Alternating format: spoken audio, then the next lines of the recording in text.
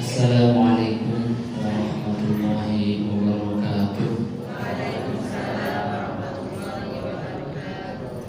Asyhadu an la ilaha illallah wa asyhadu anna Muhammadar Rasulullah. Allahumma shalli ala sayyidina Muhammad wa ala ali sayyidina Muhammad.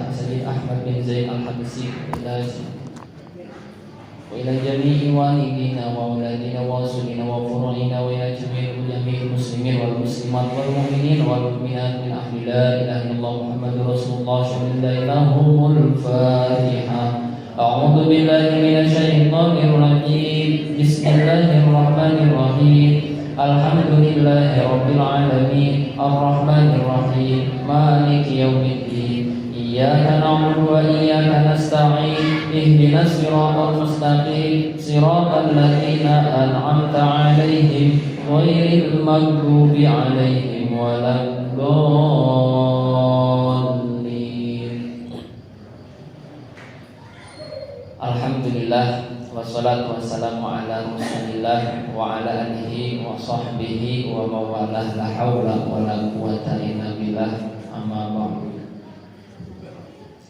Qala Allah ta'ala fi kitabihil karim wa huwa asdaqul qa'ilin. A'udzu billahi minasy syaithanir rajim. Bismillahirrahmanirrahim. Hal yarfa'illahu alladziina aamanu minkum walladziina utul ilma darajat. Al-ayat.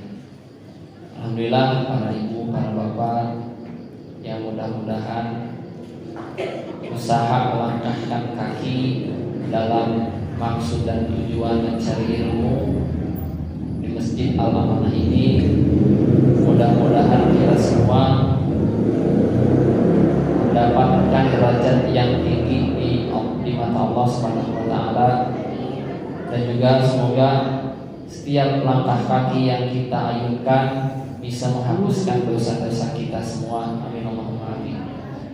Dan juga tak lupa semoga kumpulnya dalam majelis ilmu ini juga mempererat tali silaturahmi jamaah Masjid Al-Amanah tentunya. Dan mudah-mudahan barokah dari pengajian ini, para ibu, para bapak yang mempunyai hajat, yang mempunyai keinginan, yang mempunyai maksud dan tujuan segera dikabul oleh Allah Subhanahu wa taala.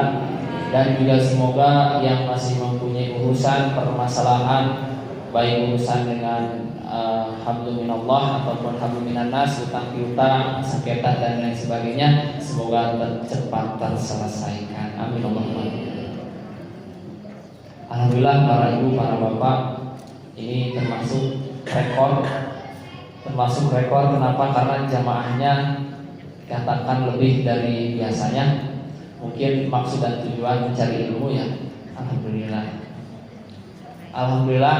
Dan juga mungkin gara-gara kita semua ingin mendapatkan ganjaran berupa santunan anak yatim, sehingga para ibu bapak semua yang hadir di majelis ini mudah-mudahan mendapatkan fadilah dari menyantuni anak yatim. Karena baginda Rasulullah SAW, beliau pernah bersabda, ana wa kafilul yatama, saya dan juga orang yang mengurus anak yatim itu seperti halnya ini, hakada, seperti ini. Jadi beliau itu pernah memberikan isyarah atau tamsilan, saya dan orang yang menanggung anak yatim ataupun menyantuni, lebih enaknya zaman sekarang, itu seperti ini, hakada seperti ini. Maksudnya gimana? Fil jannah, di surga. Jadi saking dekatnya. Karena Rasulullah SAW sendiri pun beliau adalah anak yatim. Beliau adalah anak yatim. Bahkan ketika sebelum lahir beliau sudah ditinggal bapaknya. Sehingga Rasulullah begitu memuliakan orang-orang yang mana beliau orang-orang yang menanggung anak yatim. Bismillahirrahmanirrahim. Mari kita ke pembahasan inti dari bahasan kali ini, yaitu kitab Bahjatul Wasail. Bagi para jemaah mungkin yang baru mengenal apa itu kitab Bahjatul Wasail, kitab Bahjatul Wasail adalah kitab yang berisikan tentang usuluddin atau kita sebut istilah iman, kemudian Islam yang mana membahas tentang masalah fikih. Islam itu fikih, kemudian ihsan yang kita bahas nanti adalah tasawuf. Jadi kitab kecil ini walaupun hanya beberapa halaman, 40 halaman, di dalamnya terdapat ilmu yang sangat penting, yaitu usuluddin, kemudian furu'iyah fikih, kemudian tasawuf gitu. Yang mana dijelaskan thalabul ilmi, sering kita dengarkan ketika misalkan ada orang yang ngajak mencari ilmu, ayo kita cari ilmu. Rata-rata orang yang mengajak cari ilmu itu dalilnya thalabul ilmi fardhatun ala kulli muslimin. Mencari ilmu itu fardhatun. Fardhatun itu menggunakan sigot kasroh atau balik balaghah. Jadi kalau fardun itu fardu, kalau fardhatun sangat difardukan, itu berbeda. Mencari ilmu itu sangat difardukan ala kulli muslimin, kepada tiap-tiap muslim. Yang kita ketahui muslim itu kan harusnya laki-laki doang, ya enggak Pak? Kalau perempuan namanya muslimah. Tapi di sini sudah dicukupkan, muslim itu yang mencakup antara laki-laki dan perempuan. Jadi tidak pandang bulu entah laki-laki ataupun perempuan, yang namanya mencari ilmu itu hukumnya adalah wajib. Ilmu yang bagaimana yang wajib itu adalah ilmu hal yang sekiranya langsung kita hadapi keseharian kita. Salah satunya adalah ilmu mengenal Tuhan atau disebut dengan ilmu usuluddin. Kemarin alhamdulillah kita semua sudah membahas ilmu usuluddin dari awal hingga akhir. Dari mulai sifat-sifat Allah, kemudian sifat-sifat Rasulullah, wujud tidak bako, kemudian ada hudus fana, sidik, terus dan lain sebagainya. Kita sudah bahas secara mendetail, kemudian membahas tentang perjalanan akhirat, perjalanan alam ruh, tentang rizki, tawakal dan lain sebagainya. Kita sudah membahas, alhamdulillah. Barulah kali ini, sesi kali ini dimeriahkan lagi langsung oleh santunan anak yatim. Jadi kebetulan kemarin selesai pembahasan usuluddin. Tapi sekarang akan langsung membahas tentang masalah fikih. Jadi di sini jelaskan di dalam halaman 10, coba diperhatikan Bapak-bapak. Walamma faragha. Furudul wudu'i ada di dalam kurung di tengah-tengah, di atasnya itu di yang ketiga, atasnya 1 2 3. Walamma faragha min ilmi usuluddin. Ketika musannif pengarang kitab Bahjatul Wasail ini selesai membahas tentang usuluddin. Usuluddin itu ilmu tentang tauhid, Pak. Jadi ada orang yang nyembah Allah tapi nggak kenal sama Allah, itu nggak diterima Pak, Bu. Jangan sampai kita nyembah ke siapa? Ke pangeran. Pangerannya siapa nggak tahu, pokoknya nyembah ikut-ikutan orang lain, itu nggak diterima ibadahnya. Karena syaratnya seseorang itu diterima ibadah adalah keimanan. Pondasi pentingnya itu adalah keimanan. Walamma faragha min ilmi usuluddin syara'a fi ilmil fiqh. Ketika beliau sudah selesai membahas tentang ilmu usuluddin, beliau langsung melanjutkan pembahasan kepada ilmu fikih.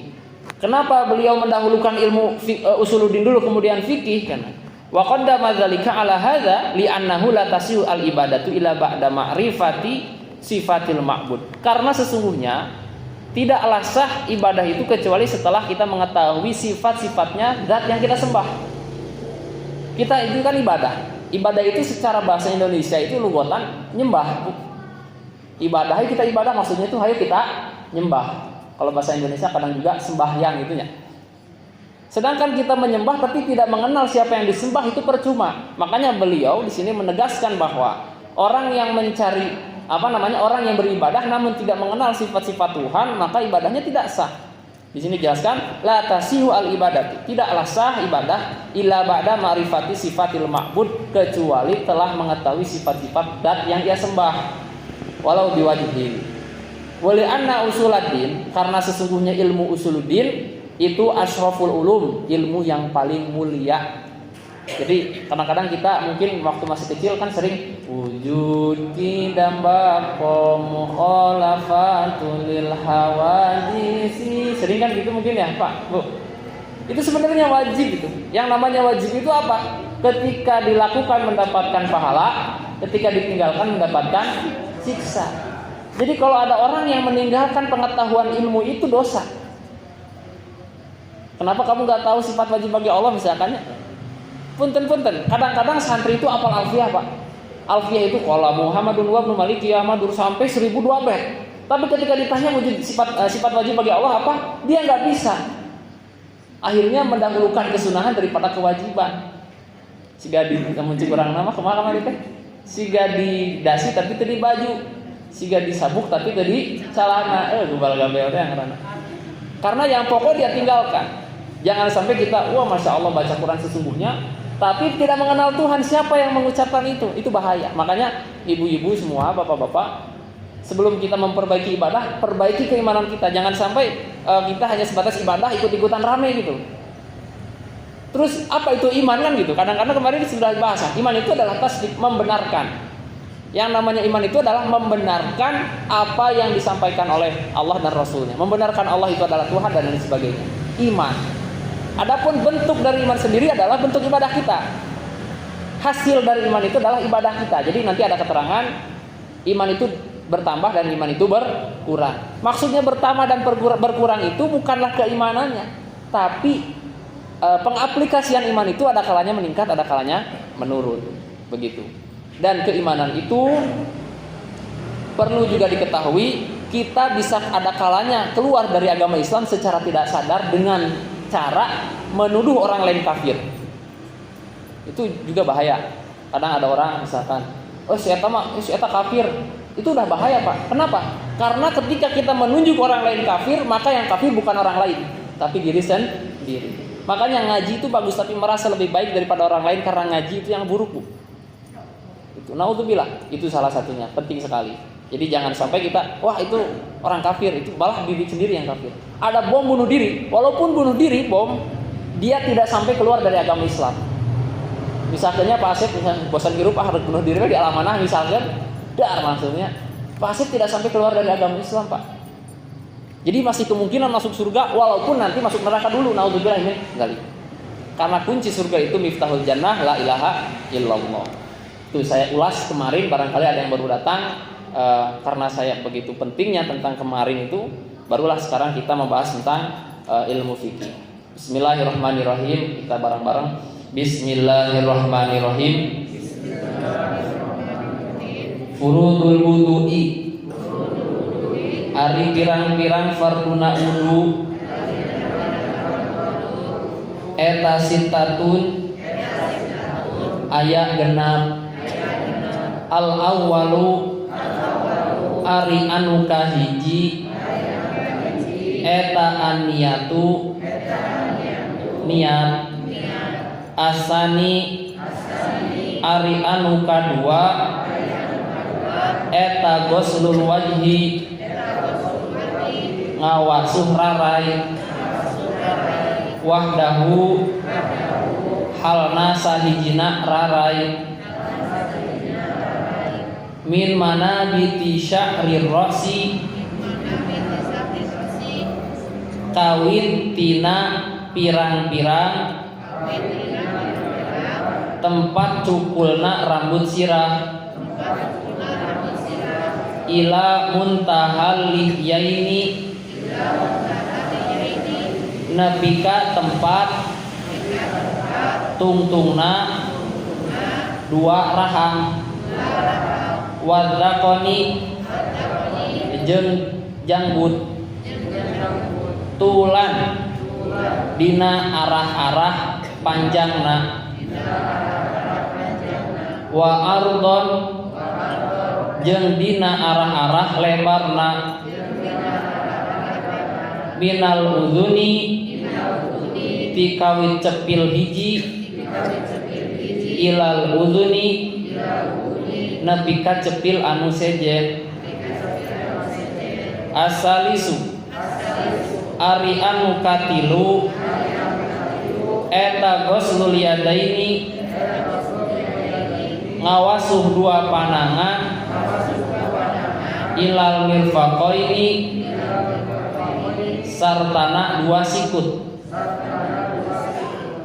Ar-rabi'u ari anu kaopat eta mashu syai'in musa perkara min basyaratir ra'si anu tetep tina kulit sirah. Sirah teh lemesna naon mastakanya. Tina kulit mastaka gitu Bu saudara. Au sya'rin atawa ngusap rambut fi hadihi dina batasanana si mastaka gitu. Al khamisu ari anu kalima eta goslur rijlaini ngawasuh dua sampean ma'al ka'baini sartana dua mumuncangan. As-sadisu ari anu kagenap eta at-tartibu tartib ala hadhil kaifiyati kana ieu cara. Bismillahirrahmanirrahim. Pertama kali kita membahas ilmu fikih dalam kitab Bahjatul Wasail adalah membahas furudul wudu. Fardu-fardunya wudu. Ada satu makanya di sini perlu adanya muqabalah kitab pembanding yang mana di sini tidak dijelaskan, yaitu salah satunya kitab Safinah, kitab Takriratus Sadidah. Di sini kan langsung menjelaskan tentang fardu-fardu wudu, padahal ada yang lebih urgent daripada itu. Wudu itu adalah bersuci. Apa alat bersucinya? Ibu, alat bersuci naon we, Ibu? Air. Kedua, taneuh. Terus nanti katilu debu. Kaopat, batu. Itu kan belum dijelaskan, saya ulas sedikit. Jadi alat-alat bersuci itu satu air. Nanti ada pembagian-pembagiannya. Air itu yang bisa digunakan itu adalah air yang suci, mensucikan. Itu adalah air mutlak seperti air dari sumur, air dari langit, air dari artesis. Jadi ayah yang ngurus artesis tadi rada dipromosikan. Terus juga ada air hujan gitu ya. Mata air itu semua adalah air-air yang suci. Sedangkan air yang sudah dicampurkan misalkan di daerah misalkan air minumnya itu sudah bukan air suci mensucikan. Suci tapi tidak mensucikan. Kopi suci tuh Bu? Tapi tidak mensucikan. Air-air yang suci tidak mensucikan, namanya juga suci tapi tidak mensucikan, kakecelakan sakedik pun najis, maka najis sadayana. Tapi lamun air yang suci, kekecelakan najis, lamun kirang tina dua kulah, maka najis. Ya. Lamun leuwih ti dua kulah, maka henteu najis. Dua kulah di dieu teh nya, lamun cek urang nama 80 cm panjangna, 80 cm lebarna, 80 cm jerona gitu. Sakibiknya gitu, luka abi mah terang pokoknya mah hitunganna anak itu weh. Jadi 90 cm lebar, panjang, ke dalam semuanya teh sakitu lamun dina kubus mah gitu. Lamun air yang kurang dari itu, satu tetes misalkan ada tai cak-cak bentuknya Pak, atau tai-tai yang lain masuk das. Najis itu. Maka tidak bisa dipakai untuk bersuci. Tapi kalau misalkan airnya lebih dari 2 kulah, masuk tai cak-cak das gitunya. Tidak langsung najis. Kita lihat dulu apakah berubah atau tidak, pahamnya? Kecuali berbeda halnya dengan misalkan Coca-Cola atau Sprite-nya, kan aya toren gede gininya, ketika atas jalan-jalan aya Pak Ustaz Ujang, aya Pak Ustaz. Itu kan besar banget ya punya. Besar sampai ke ngalewihan masjid ya, saking kutinggina. Kakecelakan nyaku najis sanajan nahan najis getih lah, nahan najis tai cak-cak lah, atau misalkan cai papang lah. Sakecelak sanajan caina leuwih ti 2 kulah dianggapna kurang tina 2 kulah karena caina berupa bukan air yang mutlak, bukan air mutlak. Air yang berwarna itu dianggapnya kurang dari 2 kulah. Maka kudu hati-hati. Misalnya engke mah kudu aya majelis MUI atau majelis ulama Indonesia teh kudu memperlihatkan gitu nya. Ulah nepi ka eta pabrik Coca-Cola teh kecelakaan sakecelak ku cai najis eta kabeh teh. Akhirna ku urang diinum teh urang teh minum najis, haram kan gitu, bahaya. Kudu aya untuk ieu na gitu. Laboratorium teh kudu ieu nya pesan. Karena air ketika 2 kulah lebih namun bukan air mutlak, maka dianggapnya air kurang dari 2 kulah. Tapi lamun cai walungan, Bapak wudu, nya wudu. Karena airnya mengalir maka dianggapnya 2 kulah. Paham ya, Pak? Airnya mengalir, misalkan Bapak teh wudu, misalkan Pak Haji Dede teh keur wudu. Ari pek teh ujug-ujug aya lele koneng ngalewat gitu. Wuduna sah teu? Sah, karena nu najis sekitaran eta hungkul, lele hungkul. Jadi misalkan kadi ngahindar heula, set datang deui ngahindar deui gitu kan, jadi main game kana teh set. Siga kitu lah. Tah eta pikeun cai. Anu kahiji cai engke bakal dibahas panginten minggon payun. Untuk minggu depan lebih pembahasan masalah air. Yang kedua, alat bersuci itu adalah tanah, betul, untuk tayamum.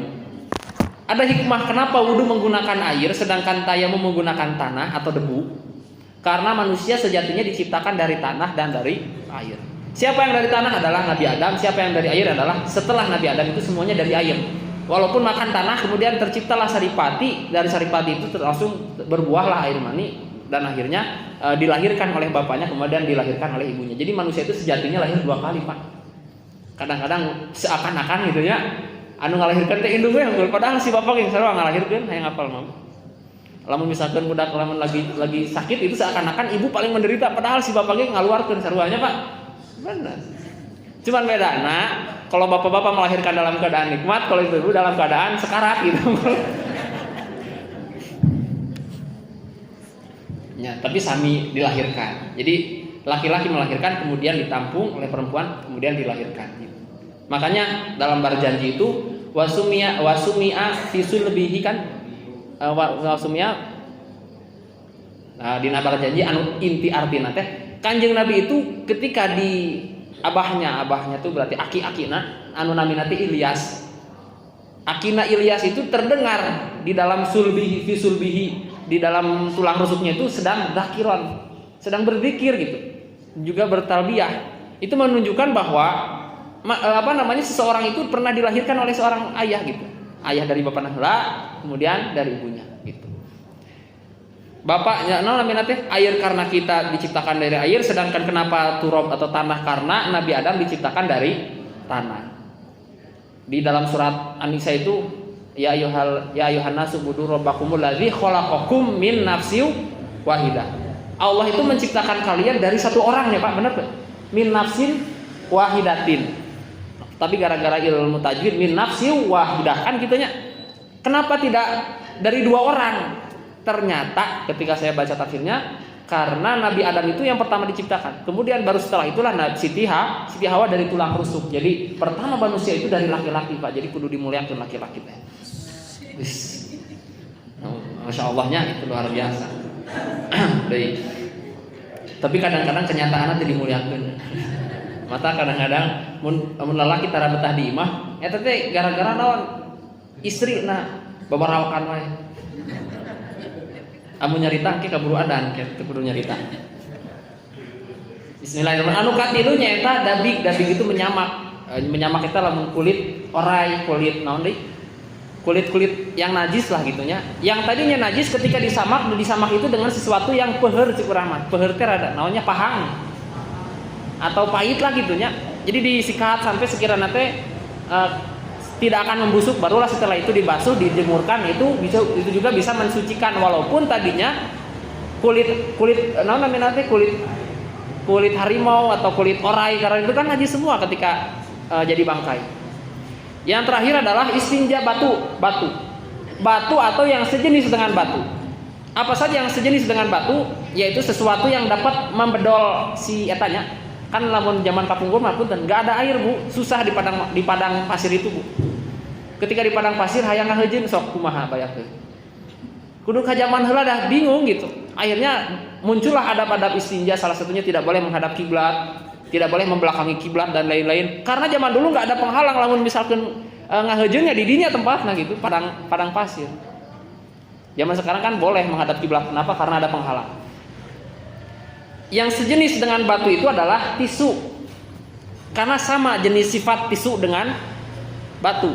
Catatannya adalah tisu yang kering, jangan tisu basah. Makanya kalau misalkan punya oroknya anak kecil, Kan ari anak kecil mah hese diombehan teh nya punya, diombehan di si pararotong awakna kan bingung. Akhirnya biasakan menggunakan tisu yang kering. Tapi kalau tisu basah kita nanaon cuman nangke najis. Tisu yang kering itu sama sifatnya dengan batu karena sama satu sifatnya sama-sama bisa membedol. Membedol itu namanya menarik najis. Jadi lamun misalkannya si lelekoanena teh dikitukeun teh kan ka bawah. Beda deui lamun ku sabun ngan sakur punten hukul ngiring lewat kan itu. Geuleuh eta kenyataan. Fikih itu adalah pelajaran yang paling orno. Kenapa? Karena semua dibahas, Pak. Disebut membatalkan wudu itu apa, yang menyebabkan adus itu apa, bener tuh Pak. Sampai ke detail penjelasan anak teh. Disebut jinah itu juga jelas. Dinamakan jinah itu adalah ketika kepalanya masuk, minimal eta disebut jinah teh. Sampai sakituna pembahasan fikih. Makanya Gus Dur pernah mengatakan bahwa Al-Qur'an itu gini vulgar gitu nya inti nama. Kenapa ya? Karena pembahasan fikih itu hukum, berbicara hukum itu harus jelas. Jadi anu kahiji sifatna nariknya. Yang namanya sifat narik seperti tisu, lamun digitukan kan bisa. Tapi lamun ku sabun, ku kaca kan gak bisa. Cuman punten we ku ngiring lewat dulu kan. Jadi kudu anu bisa narik. Anu kedua sifat yang sama adalah sama-sama keras. Keras di sini jami dan artinya itu bukan keras tapi kering gitunya. Ketiga sama-sama suci, keempat sama-sama tidak dimuliakan. Jadi bisa. Akhirnya kalau misalkan kita ke Amerika, di sana itu sudah adatnya menggunakan tisu. Walaupun saya belum pernah ke Amerika gitunya. Tapi kemarin saya tasakuran ada yang ke Amerika alhamdulillah. Jadi boleh disorotkeun gitunya. Jadi enggak usah khawatir, Pak. Tapi engke ada tata caranya. Jadi walaupun kena rada meureun teu pararoguhnya keserak atau kumaha gitu geus teh wallahu alam. Begitulah kenyataannya. Itu diperbolehkan. Najis tapi dimaafkan ketika menggunakan tisu. Caranya adalah diledotkeun sakali piceun. Ledotkeun deui piceun, tapi ulah diuyak-uyak gitunya geuleuh. Kaduana bisa nyebar. Sekali, terus 2 kali, 3 kali sampai nggak adaan, sampai sekira tidak bisa dibersihkan oleh air, barulah kita dianggap suci. Bukan suci sebenarnya, najis namun dimaafu. Pahamnya? Dimaafunya untuk siapa? Untuk dirinya sendiri. Sehingga, lalu misalkan ada anak kecil istinja menggunakan batu, ada orang yang sholat digendong, batal orang yang sholatnya. Paham nggak? Kenapa? Karena dia menggendong najis. Tapi kan dimaafkan. Dimaafkan adalah untuk orang yang melakukan istinja. Paham ya, Pak? Dan ketika misalkan benang cai najis itu kayak sarua. Misalkannya aduh para ranas misalkannya bokong teh karena caikeun ngeunaheun misalkan tah caina najis. Kita lanjutkan fardul wudu. Fardunya wudu itu ada 6, Bu. Yang pertama itu langsung niat, yang kedua adalah membasuh muka. Niat langsung membasuh muka. Tidak berkumur-kumurnya, tidak diterangkan. Kumur-kumur tidak. Kemudian tidak membasuh hidung tidaknya, dan karena itu semua sunnah hukumnya. Yang pertama niat, yang kedua membasuh wajah. Kapan niat itu? Di mana letaknya niat itu? Niat itu ketika membasuh wajah, ketika misalkan air menyentuh wajah, baru di situ niat. Letaknya niat di mana? Di hati.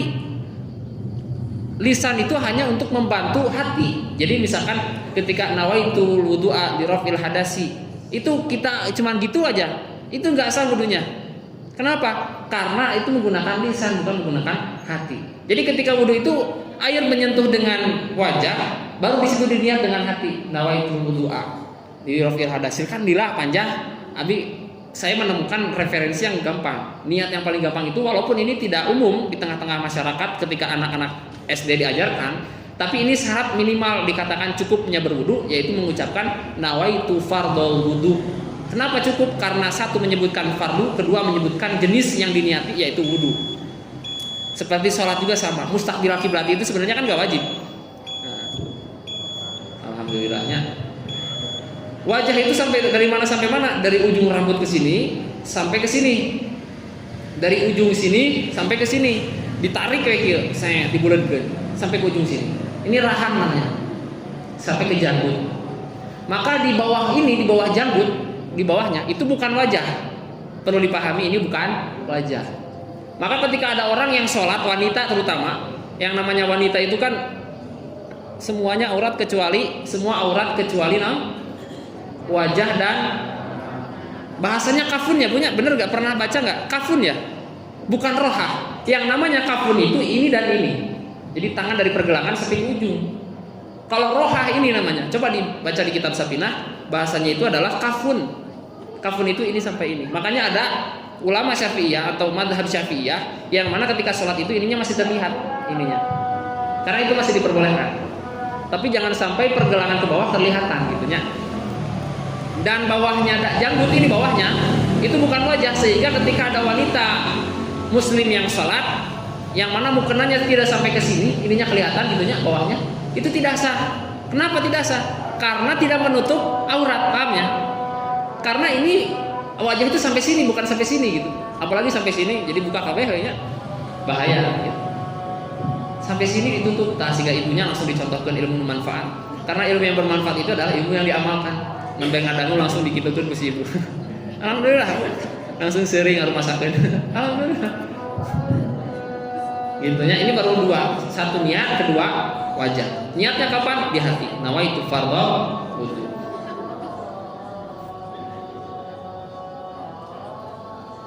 Min mana biti sya'ri ra'si sampai ke sini. Tulan wardon. Minal udhun ilal udhun. Tah dari sini nih. Ini teh naon? Daun telinga, tapi yang kecil nanan, pepentil telinga tah di dianya. Dari sini sampai ke sini. Dari sini ditarik makai, kalau dulu ketika saya ngaji I'anatul Talibin Fathul Mu'innya, ini digaris digambar seperti halnya digambar ditarik ke tengah pakai benang gitu. Tapi lebih hati-hati dilebihin aja gitu, dilebihin. Sampai sini semua. Barulah dianggap cukup untuk berwudu satu kali saja sebenarnya. Tapi sunahnya 3 kali.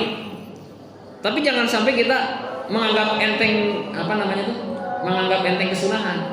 Karena kemarin ketika saya ngobrol sama Pak Haji Dede, orang yang tidak mementingkan kesunahan itu siga jalma anu dahates jeung sangwe unggul. Ada make sambal da ulah, ada sangwe unggul dan pokoknya sangwe leres tuh. Rencang sangwe nama sunnah. Jadi orang yang mana sering melakukan kewajiban tanpa kesunahan seperti orang yang cuma yang penting mah sangwe unggul. Alamun jelema mah nu penting mah awak jeung sirah we unggul sanajan euleun jeung sukuan ge da jelema bener teh Pak. Tah itu. Makanya jangan ngabae-baekeun karena kesunahan jangan.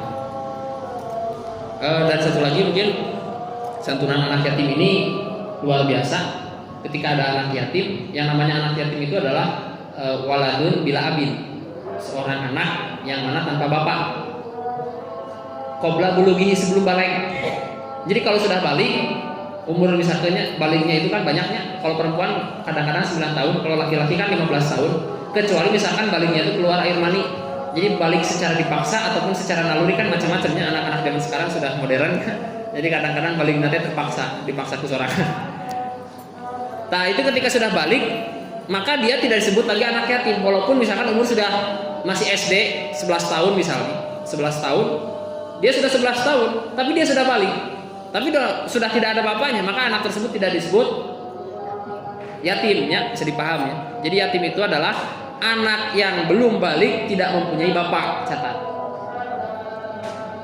Gimana kalau misalkan tidak mempunyai ibu? Di situ ada khilaf. Makanya kadang-kadang juga orang yang tidak mempunyai ibu suka dimasukkan ke anak santunan anak yatim karena menganggap ada khilaf itu demi maslahat. Nanti takutnya iri-irian.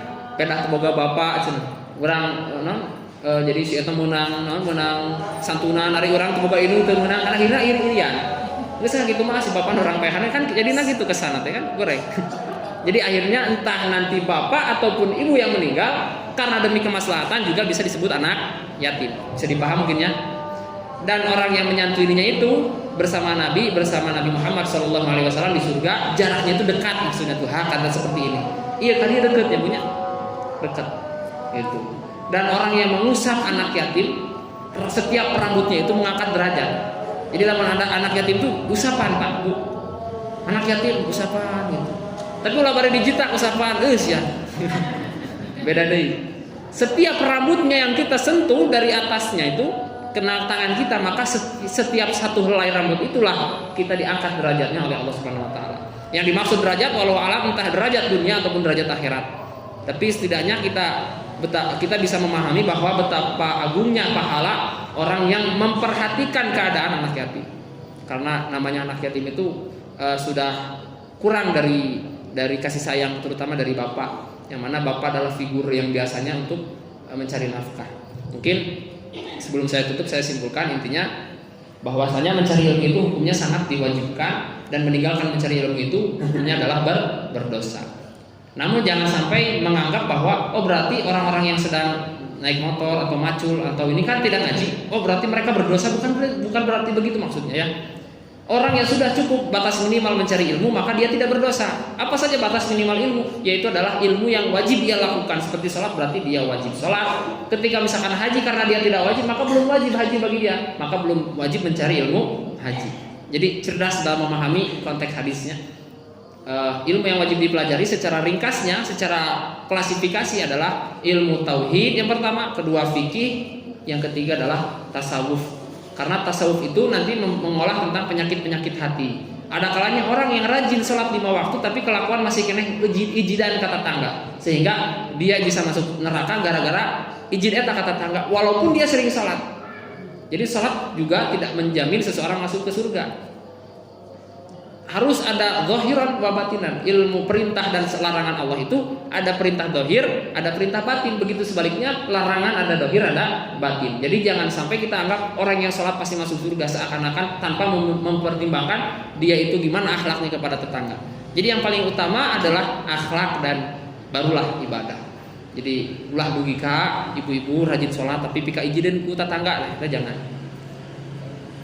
Kemudian kesimpulannya lagi dalam masalah kali ini, kemarin kita sudah membahas tauhid, barulah kita membahas masalah fikih. Yang mana fikih pertama kali harus dibahas sebenarnya adalah alat untuk bersuci, barulah bersuci. Dan alat yang bersuci itu ada 4: air, tanah, batu, kemudian menyamak itunya. Itu yang 4 barusan. Kemudian kenapa kok hikmahnya dengan air? Karena manusia diciptakan dari air. Kenapa hikmahnya dengan tanah? Karena manusia diciptakan dari tanah. Adapun batu dan dabik itu saya tidak menemukan dalam kitab tafsir Jalalain. Dan untuk fardu wudu itu semuanya ada 6. Baru kita bahas 2, yaitu adalah niat. Yang mana letak niat itu di hati, bukan diucapkan. Kapan waktunya niat? Ketika menyentuhnya air dengan wajah. Yang kedua adalah membasuh wajah dari ujung sini, seginilah pokoknya nama kepahamnya aku tadi ibu. Mungkin itu saja yang bisa saya sampaikan. Mudah-mudahan bermanfaat dan mudah-mudahan pengajian ini penuh, bukan hanya hari ini doang, dan mudah-mudahan juga pengajiannya insya Allah kedepannya semakin meningkat dan semakin banyak jamaah yang bisa mengambil ilmu yang diselenggarakan oleh Masjid Al-Amanah. Agar apa? Agar orang yang sudah memberikan donasi sedekah untuk mendirikan masjid ini itu mereka dapat pahalanya banyak gitu. Percuma ibaratnya sedekah ke masjid tapi masjid ke Bandung isian kan layak mutu walayah ya, tidak bermutu banyak biaya kan gitu. Capek-capek ngebangun masjid tapi Bandung isian terus jangan orang sedekah kan gitu. Makanya ibu-ibu, bapak-bapak di sini sering ada pengajian malam Sabtu dan malam Kamisnya, Pak Ustadz. Malam Sabtu dan malam Kamis. Marilah kita ikuti kegiatan ini dalam rangka memanfaatkan fasilitas yang telah didonaturkan atau didonasikan oleh agnia orang yang mementingkan agama Islam. Mungkin sekian dari saya. Jika ada salah, wa'afu minkum wabillahi taufiq wal hidayah. Wassalamualaikum warahmatullahi wabarakatuh.